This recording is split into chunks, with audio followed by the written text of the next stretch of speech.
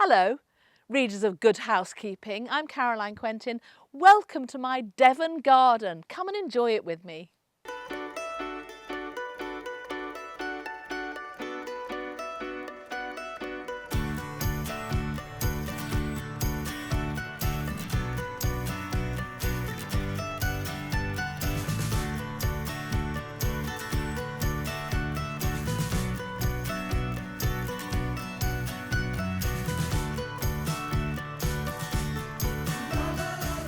One of the reasons I think I love gardening, really, is because of the peace it gives me. You know, in my daily life I'm quite busy, filming or recording, generally speaking kind of just really busy with my work. But when I'm home and I'm in the garden, it is absolutely the most therapeutic, meditative thing you can do, I think. And I think a lot of us have discovered actually, particularly during difficult times, you know, not just COVID, but, you know, through family illnesses or just hard times in life, being outside is probably the greatest thing you can do. And I'm lucky enough to have the garden and gardening.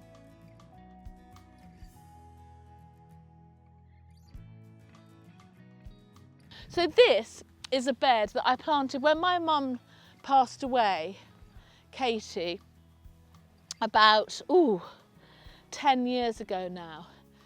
I planted this in her memory. I was very sad. I was really grieving for her and I didn't know what to do. So I decided I would plant a sort of a bank of things that reminded me of her, of plants that reminded me of her. So here I've got a maple. My mother was a Canadian. So I've got a red maple. She was a red-headed Canadian woman, so that's a red maple. This actually has just lost all, they're here actually, here are the leaves, look.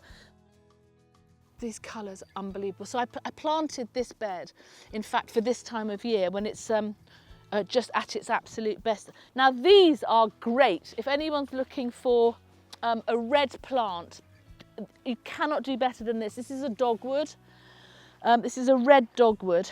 You cut these back quite rigorously when the good weather starts again, so at the end of this season.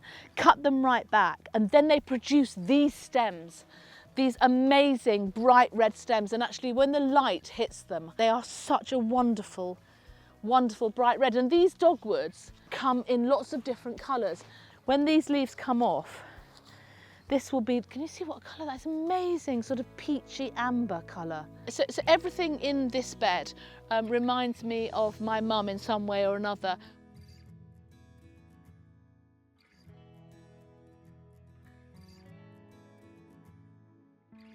The first thing we did when we moved into this house, which was pretty much derelict, was to put some water in, because although I'd always been quite a keen gardener, I'd had quite small gardens, and I'm a very keen bird watcher, and I knew that to get the best out of a garden, really, water is the thing to add first, because everything comes to water. It's a natural water course, so we dug out this massive pond, but I'm glad I did make it a very big pond, because on this pond we have ducks that have helped themselves. They come along.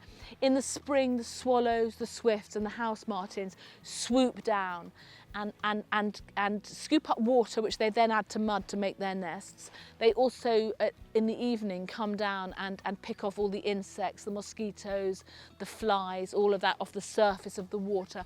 Dragonflies are really abundant here. And again, nothing here when we came, put the water in, they just came and helped themselves. Lots and lots of dragonflies. Newts, we've got lots of newts in the pond, crested newts. Frogs and toads, because frogs and toads tend to go back to where they were born, where they mated and where they were born. We have a sort of march of the frogs and toads every year. In about March, you have to be very careful when you're driving because they are in their hundreds, literally. And they make their way back from the valley here, back to this pond. So basically, a pond, water in any sort, even if it's a bowl of water actually, will always bring life to your garden. This is probably my favourite part of the garden, really.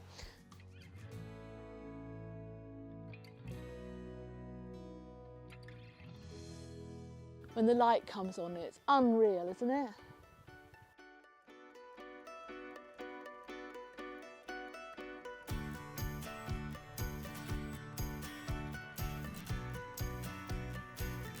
When we moved in here, there was no garden. It was just a bit of rough field with an old cider apple tree in it. So everything you see, in fact, everything on all of this land has been created and planted by me. I put it all together over about, I guess it's about 18 years, something like that. A priority for me was to put a vegetable garden in. And I do mainly manage to feed my family and my friends from this garden. This time of year, it's sort of coming to the end of the crops really, but I've still got carrots and I've still got leeks. I'm afraid most other things have gone over, but I can dig up a few carrots.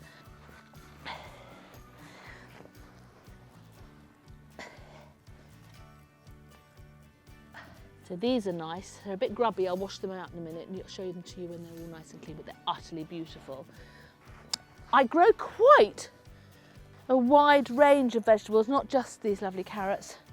I've got an asparagus bed there, rhubarb, leeks, potatoes, soft fruits as well. I grow raspberries, strawberries, black currants, white currants, red currants, and peas, obviously, all the salad crops. In my greenhouse I tend to have cucumbers.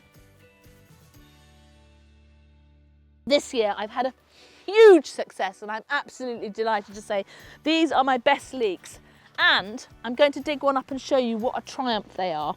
I've always grown leeks to greater or lesser successes, but these this year I'm so delighted. Ooh. So look at this now, look darlings, look at this lovely carrot.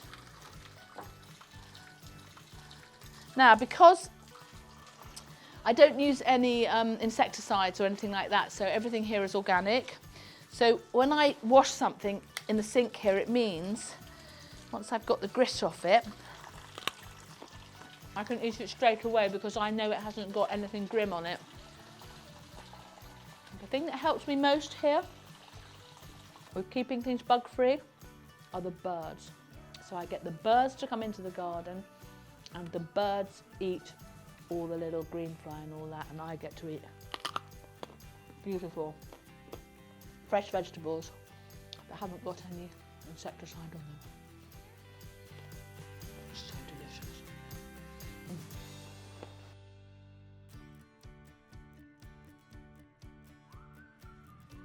This was a kitchen door. It's now made up my potting shed. This potting shed is basically made out of bits of old timber and things from inside the house. But these were the heights of my family when this was a kitchen door at one point. I can't remember who's on there actually now. Yeah, look, there's William in 2016. Well, he's about 6'5" now, so he must have been a little boy then. And I'm down here, and I've always been down there, and the rest of my family all up here. Tall children I had. I don't know why. Tall husband, I guess. I gave myself this greenhouse as a gift to myself for my 50th birthday. I'd always wanted a greenhouse like this because I've got running water in here, and then I can actually prep my veg if I want to up here.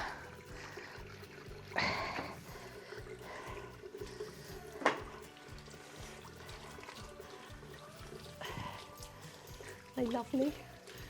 So this greenhouse really is sort of, don't tell my husband, but sort of the love of my life. I'm never happier than when I'm in here. I put Radio 3 on, and if I can listen to some classical music and be with my vegetables, with an occasional visiting cat or dog, that to me is about as happy as I can get.